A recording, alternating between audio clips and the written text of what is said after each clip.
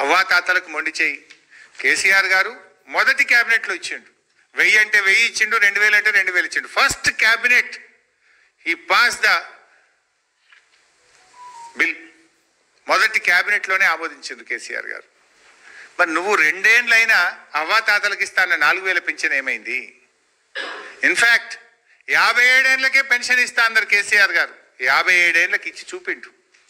కొత్త 10 లక్షల కొత్త పెన్షన్లు ఇచ్చిండు కేసీఆర్ గారు. రేవంత్ కొత్త పెన్షన్ ఇవ్వలేదు, ఉన్న పెన్షన్లలో 2 లక్షలు కోత పెట్టిండు.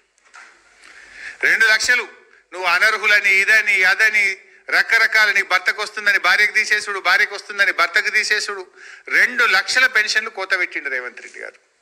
కేసీఆర్ గారు కొత్త పెన్షన్లు ఇచ్చిండ్రు, బీడీ కార్మికులకు ఇచ్చిండ్రు, ఫైల్ ఏరియాకి ఇచ్చిండ్రు, అదేవిధంగా మన డయాలసిస్ పేషెంట్లకు, ఎయిడ్స్ పేషెంట్లకు, ఎందరికో గీత కార్మికులకు, చేనేత కార్మికులకు, ఒంటరి మహిళలకు ఇచ్చి పెన్షన్లు 44 లక్షలు చేసిండ్రు. ఆనాడు 24 ఉండే కాంగ్రెస్ ప్రభుత్వం ఉన్నప్పుడు.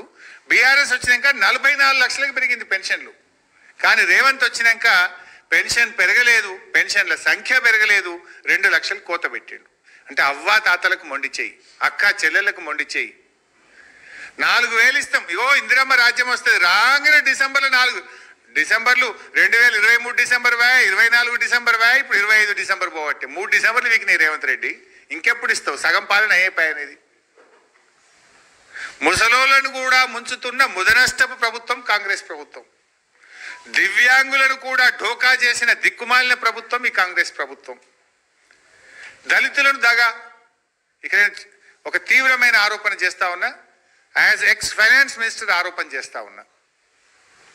కేసీఆర్ గారు ఒక గొప్ప పాలసీ తెచ్చారు. SC SDF ST SDF ఈ దేశానికి ఆదర్శం, ఇండియాలో ఎవరు తేలేదు.